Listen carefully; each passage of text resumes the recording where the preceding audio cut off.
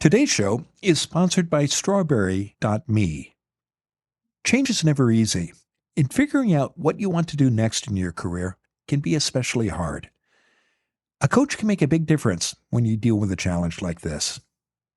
I've worked with several coaches in the past, and the experience has helped me grow both at home and at work. That's why I was excited to try the personal coaching offered by strawberry.me. It's certified professional coaching done securely online, and strawberry.me is more convenient than traditional coaching. That's because you can schedule live video sessions plus log in anytime to exchange messages with your coach. Working with a coach, I saw why I was putting off several important projects at Mac's List. I also learned what I needed to do to stop procrastinating about these tasks. Find out how a coach can help you. Visit strawberry.me/dreamjob. That's strawberry.me/dreamjob and take charge of your future with the help of a certified coach. Special offer for Dream Job listeners. Get a $50 credit when you use our link at strawberry.me/dreamjob.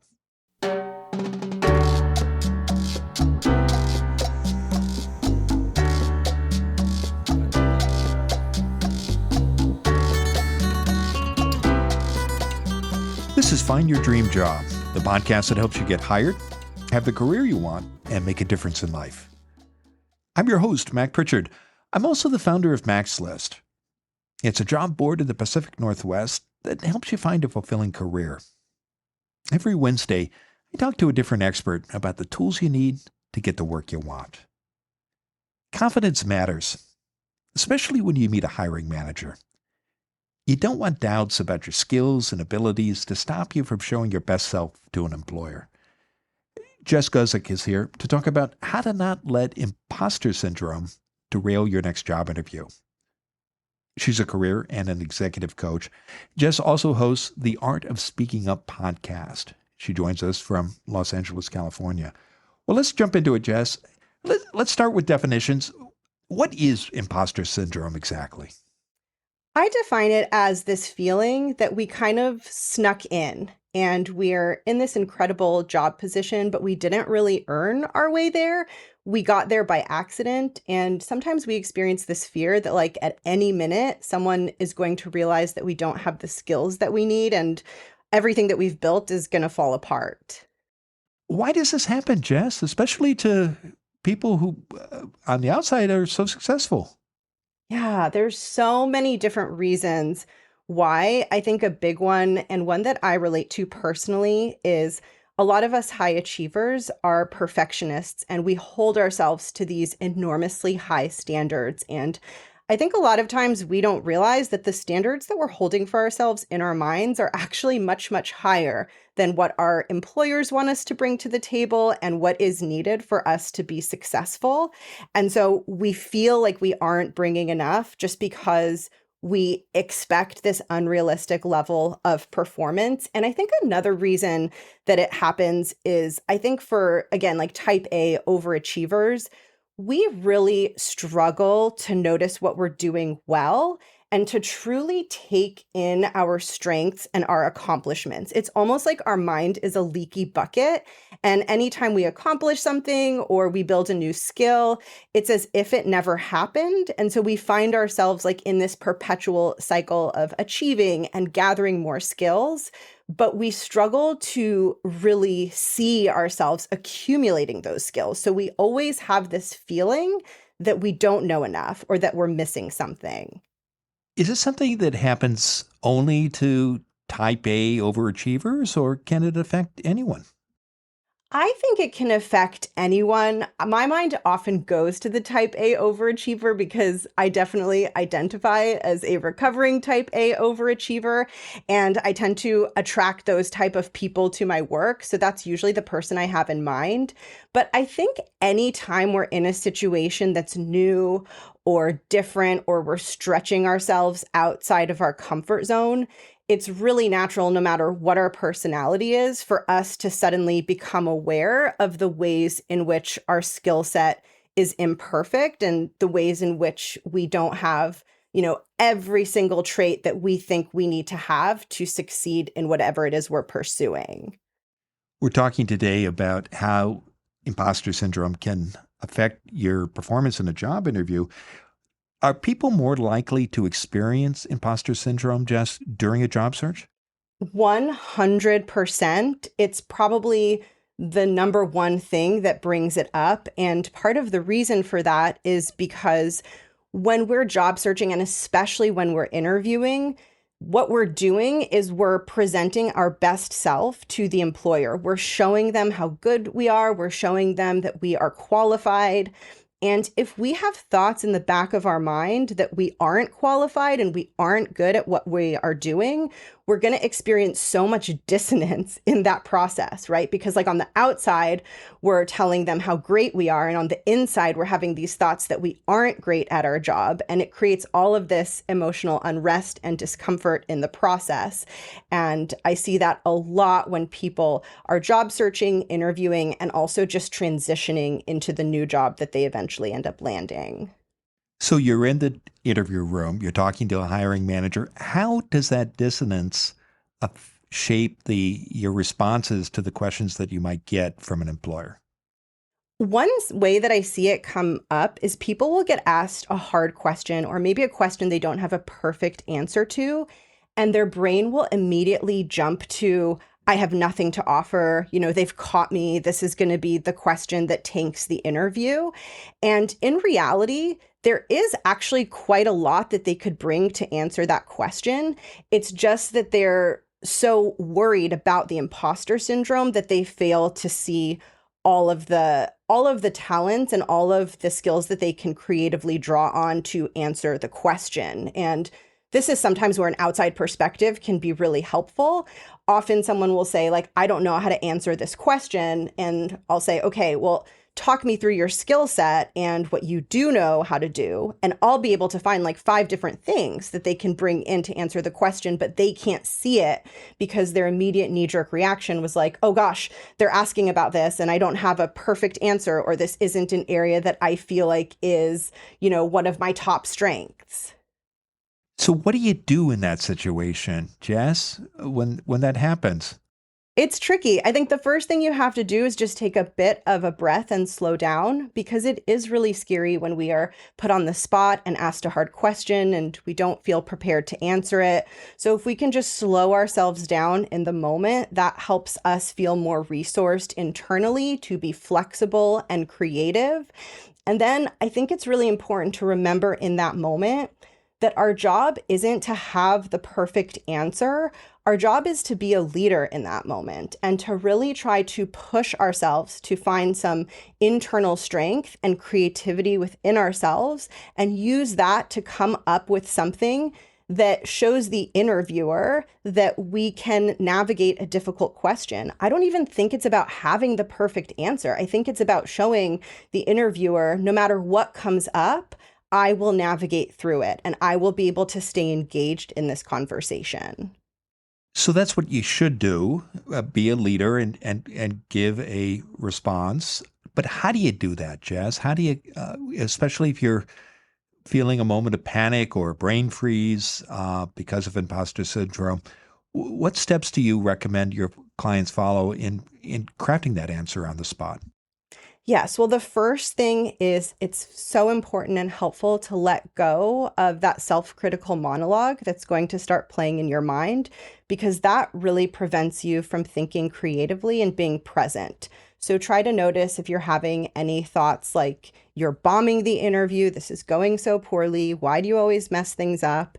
And if you can, just imagine putting those thoughts in the backseat of the car or putting those thoughts to the side. And then one thing that can be really helpful is just to think about what's an imperfect, messy answer that I can give to this question. I can't come up with something perfect. I don't have the perfect palette package thing top of mind, but what's something imperfect that I can start with? And often once we get going, we start to generate additional ideas. So if we can get ourselves past that moment of freeze and that moment of internal panic and just get ourselves talking, So often then our mind starts to open up and we start to be able to access other thoughts and ideas, and we're able to come up with something. The other tip that I would share, because I know for some people coming up with something on the spot can just feel so difficult, is it's always helpful to have a bank of stories and ideas that you can draw on.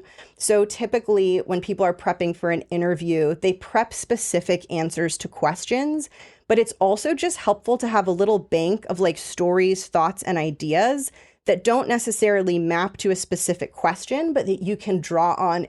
Are you holding back on foreign travel plans this year because you're afraid of the language gap? With Babbel, language no longer has to be the barrier. This year, speak like a whole new you with Babbel, the language app that gets you talking. I love to travel in Latin America and in Spain. I also studied Spanish in college and later in life at night school. I even spent a month in Madrid a few years ago taking Spanish classes 6 hours a day. But it's true. If you don't use it, you will lose it. Thanks to Babbel, I'm not only keeping my Spanish, it's getting better. Babbel has worked for millions of language learners of all ages. Find out for yourself. Babbel's gifting our listeners 60% off subscriptions at babbel.com/dreamjob. Get up to 60% off at babbel.com/dreamjob, spelled babbel.com/dreamjob. babbel.com/dreamjob. Rules and restrictions may apply. Have you ever been asked this in a job interview? Tell me about a time when you didn't agree with your boss. What would you say? This is what's called a behavioral interview question, and it's a common tactic. Employers use this kind of question to explore your fit for a job based on your past experience.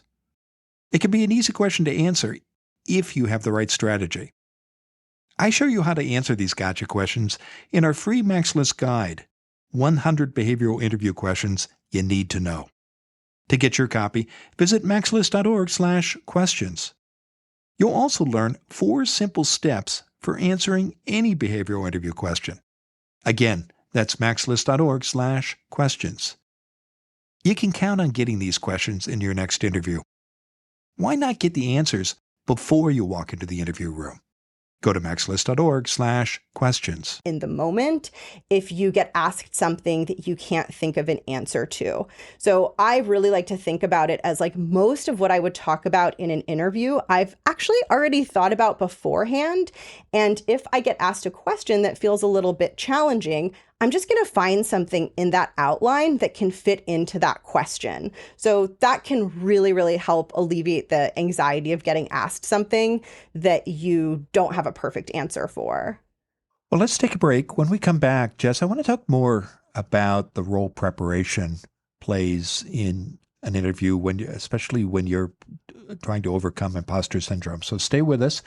When we return, Jess Guzik will continue to share her advice on how to not let imposter syndrome derail your next job interview.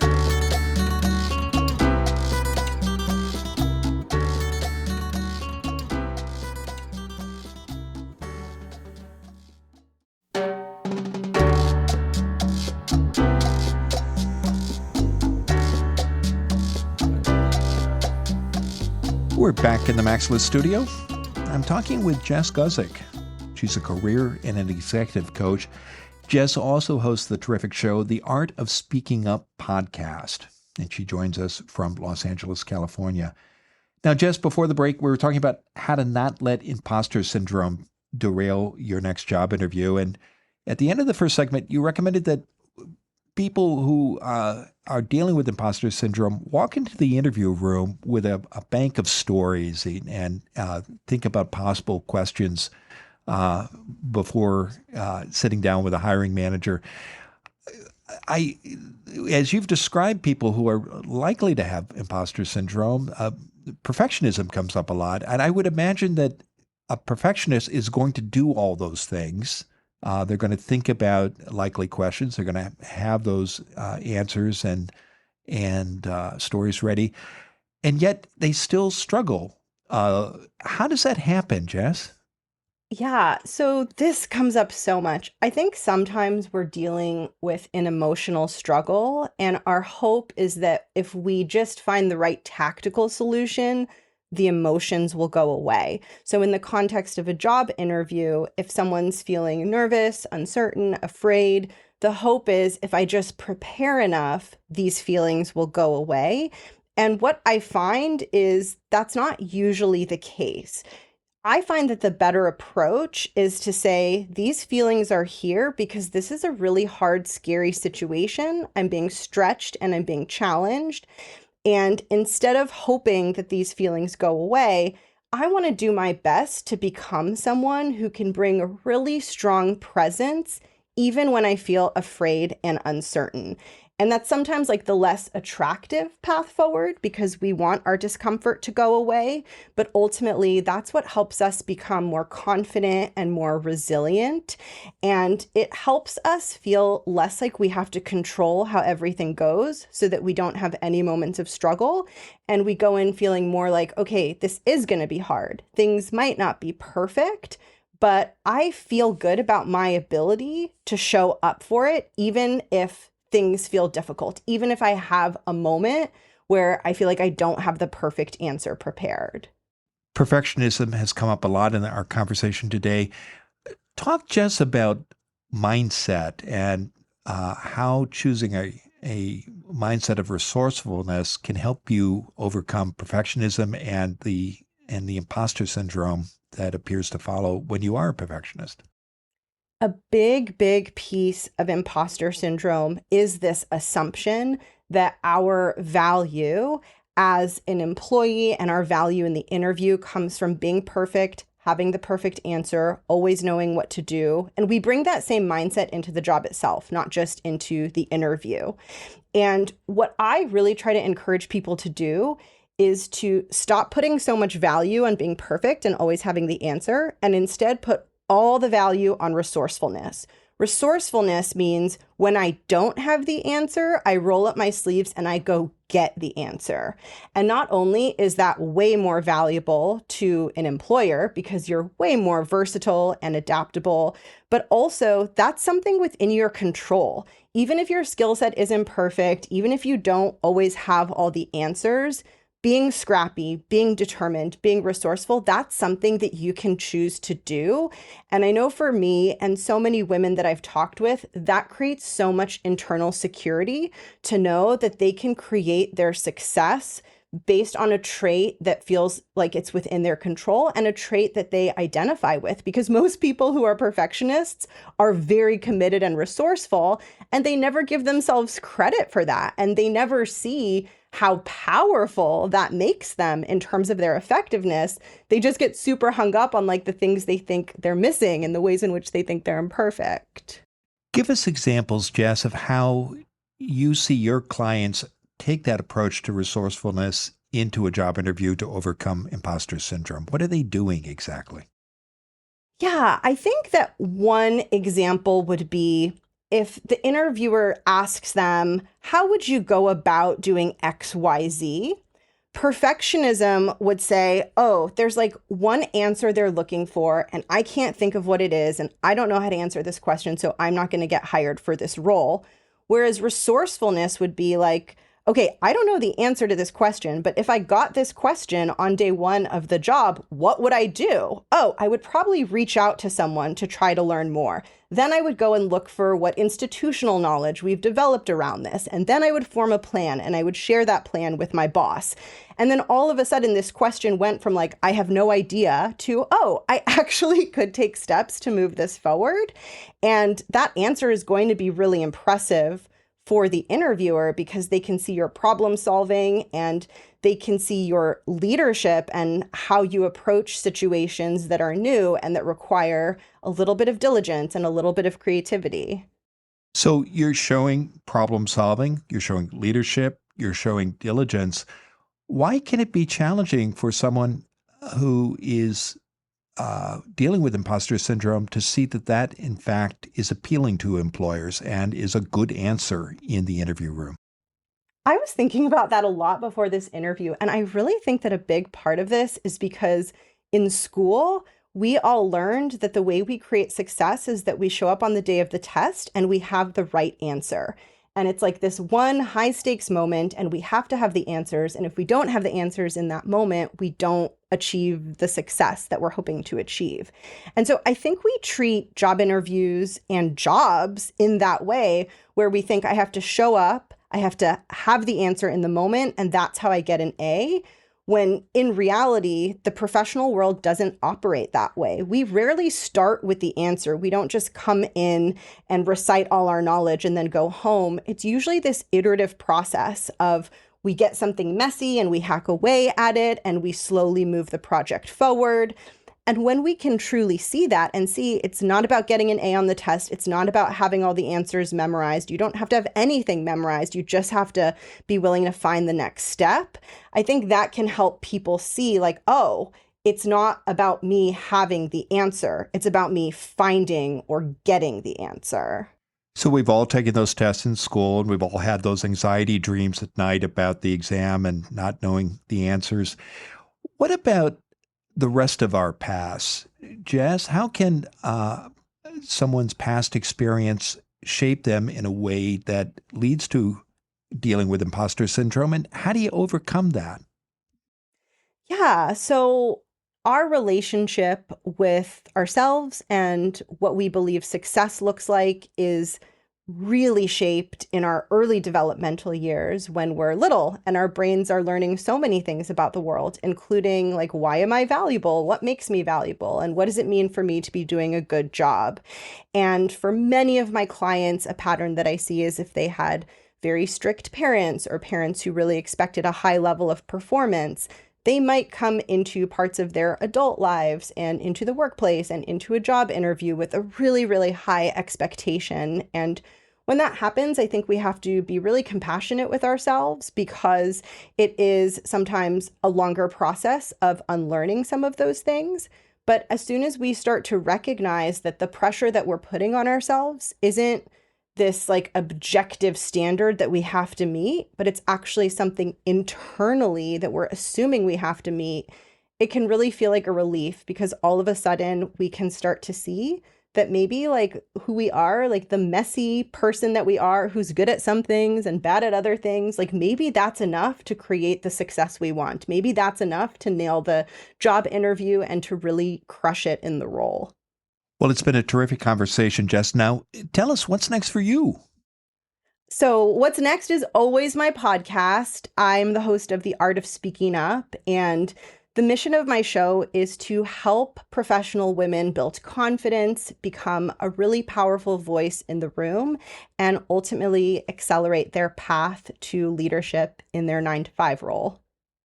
Terrific. I know listeners can learn more about you and your work and your podcast by visiting your website, jessguzikcoaching.com. We'll include that URL in the show notes. And that you also invite listeners to connect with you on LinkedIn. And when you do reach out to Jess, please tell her you heard her on Find Your Dream Job. Now, Jess, given all the great advice you've shared today, what's the one thing you want a listener to remember about how to not let imposter syndrome derail your next job interview? The one thing that I would most want someone to remember is that like who you are right now is enough. And sometimes when imposter syndrome comes up in a really big way for myself or for a client that I'm supporting, I like to say, so what? Like, what if it is true? What if it is true that I'm missing a bunch of skills? What if it is true that I'm imperfect? Now what? Am I still going to go for it? Do I still think I can do it? Am I still going to give it my all? So instead of trying to be perfect, I would say, build the muscle of learning that your imperfect current self can already do it. That will get you so much farther than trying to fill in every skills gap that you think you have. So my last reminder would be, if you feel messy, if you feel imperfect, it literally doesn't matter. You can still go out and do a beautiful job in the interview and create big success in whatever role you land.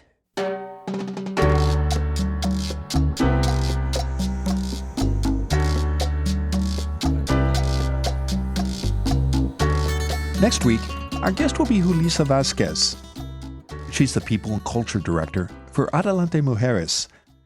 It's an Oregon-based nonprofit that's building a more just society by empowering Latinas to lead. Employers can tell when you're excited about a job and when you're not. So focus on the positions that excite you, says Julissa, and strategies that share your enthusiasm. Join us next Wednesday when Julissa Vasquez and I talk about how to show you really want the job. Until next time, thanks for letting us help you find your dream job. This show is produced by Max List. Susan Thornton Huff schedules our guests and writes our newsletter. Lisa Kislenberry Anderson manages our social media. Our sound engineer and editor is Matt Fiorillo. Don Mole creates our transcripts, and our music is by Freddie Trujillo. This is Mac Pritchard. See you next week.